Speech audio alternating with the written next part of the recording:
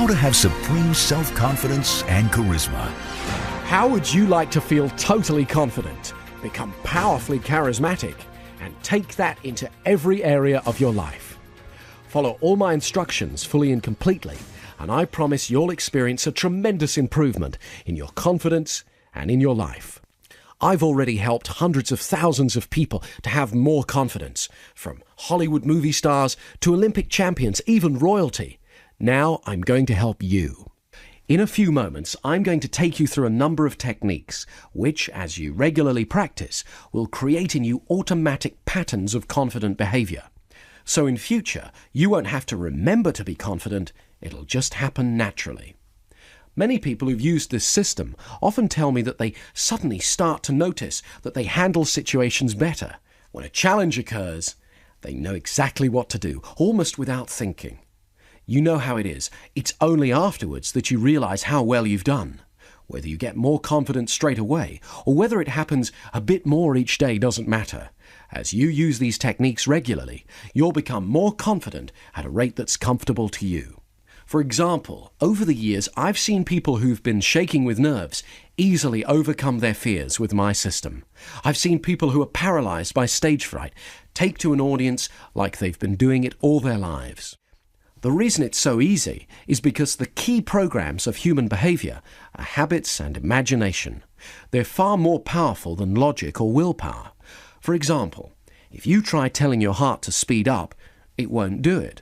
But if you imagine walking along a dark alley late at night, hearing footsteps behind you, you'll feel it respond. Your body responds far more to the vivid use of imagination than it does to a simple command. As you use the positivity system, you'll rehearse success over and over again in your mind, just as athletes visualize winning again and again to guarantee success. All our creativity and our achievements start in the imagination. Learning to use your imagination is learning to make what you imagine come true.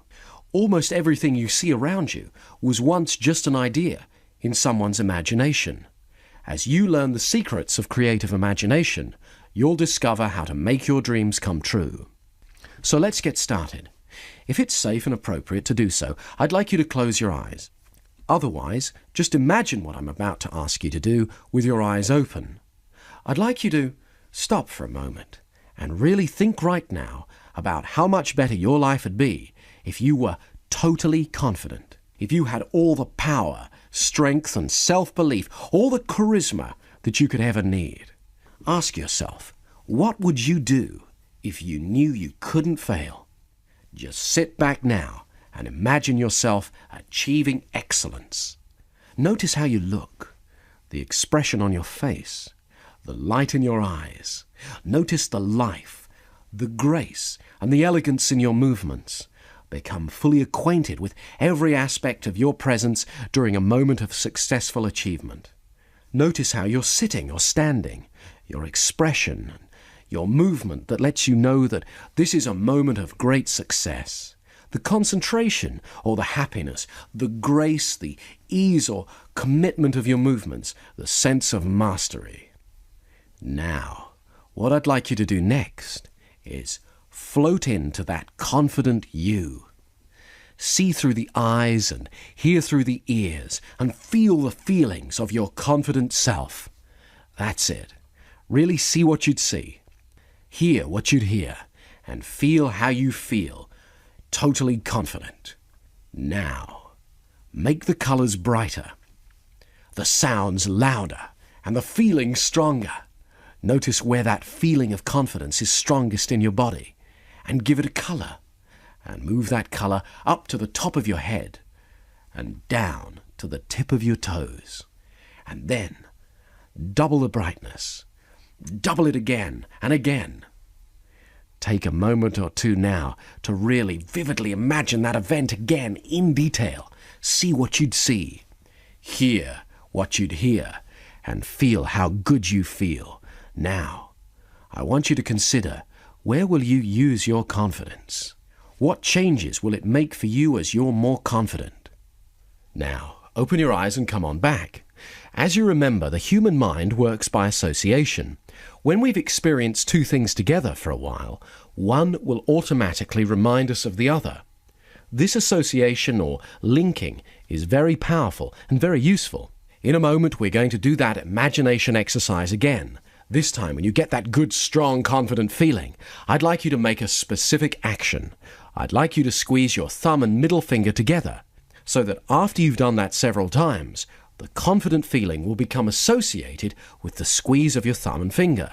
Then, you can trigger that confident feeling whenever you need to, just by squeezing your thumb and finger together.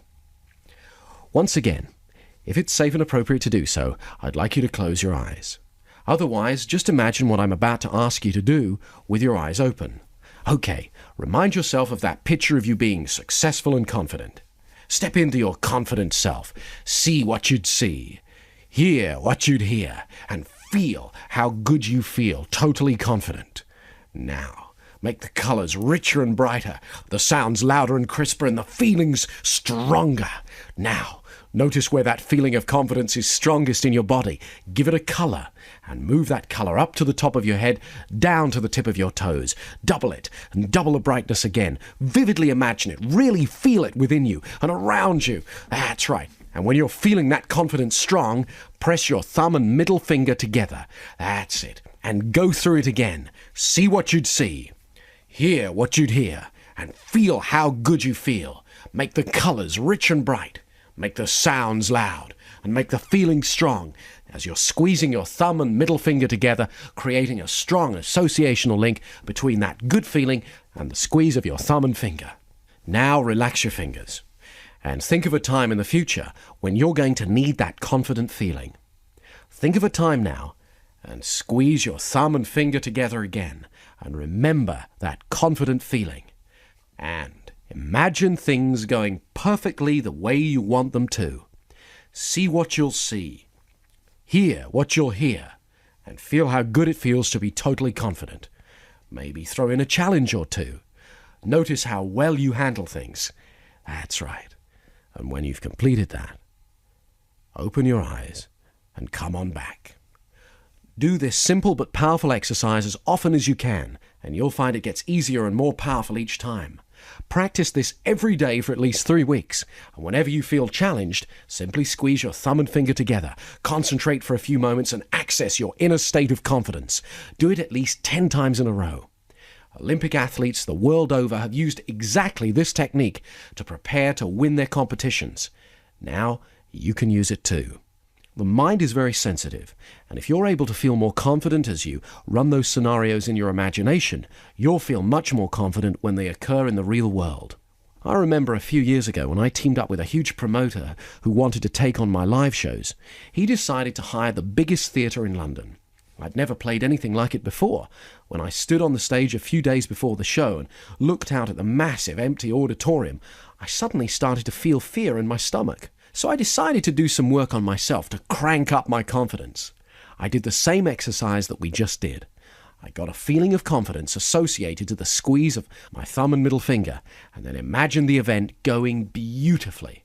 However, I only imagined feeling it during the show itself. The night of the performance, I started feeling a little on edge, and so I assumed the technique hadn't worked. However, the moment I walked out on the stage, it was as though a sheet of calm came over me, and I glided through a perfect performance. Even though there were a few challenges, I felt so calm and in control, I handled all of them automatically. As soon as the show was over, I realized what had happened. I'd imagined being confident during the show, and it's because the human mind is so precise that it only switched on confidence at that precise moment. You see, we're all born with confidence. Babies are confident. They cry and they expect to be fed. They explore and they have no fear. We all have the ability to regain the confidence we're born with. And one of the main things we have to do, which is ridiculously simple, is just to make room for confidence.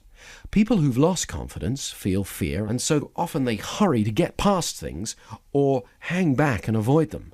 They speak too little or too fast. To let ourselves feel confident, we need 2 simple qualities: patience and flexible thinking. A few years ago, I was giving a presentation at a conference. I was on a panel with other speakers, and while they spoke, I was really enjoying relaxing and being a member of the audience. So it came as a bit of a shock to me when I was called to speak. I went to the rostrum and I looked out and I saw a huge room full of people looking at me. All of a sudden, I felt my stomach tighten and my hands went clammy and started to tremble. I was very surprised because I'm used to appearing in public, so I wasn't expecting to feel anything like that. What I did was nothing. I just stood there and noticed my feelings. First of all, I noticed my breathing. I got used to standing where I was. I thought for a moment about what I was going to say and how much I believed in it. I didn't have to call it stage fright or lack of confidence. I was excited, and that added a spark to my presentation. Then, when I felt ready to speak, I began. Now, this was a fairly simple little incident, but it shows three things. Firstly, you never know when you're going to be surprised, because I had no idea I was going to feel anything like that when I stood up. Secondly, it reminded me of the value of patience. I simply took my time to notice what I felt and got used to it. I didn't rush away from my feelings by diving straight into my presentation in a terrible rush, and when I acknowledged how I felt, it wasn't overwhelming. It helped to notice my breathing and to let that be calm as well. Thirdly, I reminded myself that the feeling I felt wasn't good or bad. It was just what I felt. I could choose to call it fear or stage fright, or eagerness or excitement, and I chose to call it excitement. I was reminded of this when I was sent a tape of my presentation, and I heard the pause before I started to speak. This was the pause that I took to make room for my confidence. There are lots of ways you can make room for confidence in your life. In conversations, we can practice confident listening. Confident listening is allowing yourself to concentrate fully on the other person's speech. It means that rather than preparing what I'm going to say, I really listen to you, and so often when I listen well, what I need to say, and when it's okay to say nothing, becomes much clearer. When I hear the rhythm of the conversation, I discover that there are plenty of times when silence is appropriate. By listening with patience, I make room for confidence in my conversations. The same is true with actions and feelings. Patience makes room for confidence. Turn your attention outward to the world while acknowledging what you feel. Stay curious. Often, you don't have to do half as much as you were worried about when you lacked confidence. And when it's time to act, what you have to do is clear and simple. We all use habits a great deal in our life. Some habits help our confidence, others don't. So to increase our confidence, we have to amplify the habits that assist us and eliminate those that don't. Much of our thinking is habitual. It happens all by itself and just as a string of associations. Mostly, we tend to be absorbed in a task or interest, or afloat on a river of automatic thinking. However, we can affect it. With a little effort, we can redirect our attention. It turns out that associational thinking is very powerful, so this effort has to be made over and over again. At first, it's quite surprising to discover how easily we can be distracted, but if we repeat the effort over and over again, we gradually find that we affect our patterns of association and also increase our powers of concentration. It's also useful to phrase things positively, to use optimistic language whenever possible. I don't mean that we should ignore difficulties or problems, but that we should always look towards the solution. If we use positive words to ourselves and others, we're more likely to receive positive words and messages from them. So avoid putting people down or putting yourself down. Watch out for negative phrases like, I can't, or I shouldn't, or I'll never. Whenever you hear yourself use a phrase like that, stop and rephrase it in positive terms. For example, instead of, I can't do such and such, use, I can learn how to do such and such, or I haven't learned how to do such and such yet. An important theme that runs throughout the positivity system is that there's no fixed meaning in life except the meaning that we bring to it by looking at things that you've got going for you. Positive thinking becomes a self-fulfilling prophecy. Every time we pay attention to something, we energize its presence within us. If we pay attention to negative thoughts, we just make them stronger, so they crop up more and more often. But when we pay attention to positive thoughts, we strengthen them, so that they return to our consciousness more and more often. Remember, the golden rule is, you always get more of what you focus on in life. We all know people who have a kind of magic quality about them. When they walk into a room, it lights up, and we feel drawn to them. They don't have to be the life and soul of the party. Sometimes they don't even seem to do or say much at all, but something about them makes them mysteriously attractive. They have that quality called charisma. Charismatic people feel comfortable in themselves. They aren't desperately looking for the approval of others. That's why we feel attracted to them. So let's do a couple of techniques now to really crank up your self-appreciation and make you more charismatic. If it's appropriate to, close your eyes. If not, do this with your eyes open. And think of someone who loves or deeply appreciates you. Remember how they look, and imagine they're standing in front of you. Now, gently step out of your body and into the body of the person who loves you. See through their eyes, hear through their ears, and feel the love and good feelings that they have as you look at yourself. Really notice in detail what it is that they love and appreciate about you. Fully understand those amazing qualities that perhaps you hadn't appreciated about yourself until now. Take a few moments to feel good as you look at yourself now. Then open your eyes and come on back out. This next technique is excellent for making you feel much more attractive as a person and was devised by my colleague Michael Breen. So go and get a mirror and don't continue until you have. One of the reasons this technique works so well is because everyone receives compliments and praise from time to time. Sometimes they may seem trivial. Hey, you're looking good. Or, you look sharp today. And at other times they're quite significant, like, you're so sexy. Or, do you know how much people respect you? Sincere positive perceptions from others, perceptions that you might not have been able to see or fully appreciate from the point of view you had at the time, can be valuable in learning to appreciate your own qualities more fully and enhance your self-esteem now. So, if it's appropriate, close your eyes. If not, do this with your eyes open. Firstly, in front of your mirror with your eyes closed, recall a time when you were paid a compliment by somebody you respect or trust.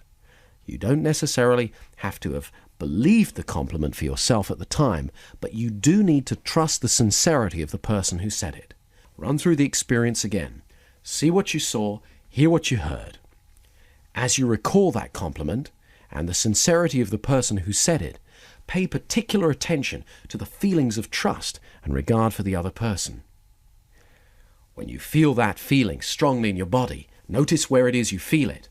Give it a color. Move it up to the top of your head, down to the tip of your toes, and double the brightness. When you feel that feeling strongly, open your eyes, look in the mirror, and see what they saw. Allow yourself to see something good that someone else has seen in you, and notice how good it feels. Another part of making room for confidence in our life is accepting that there's risk.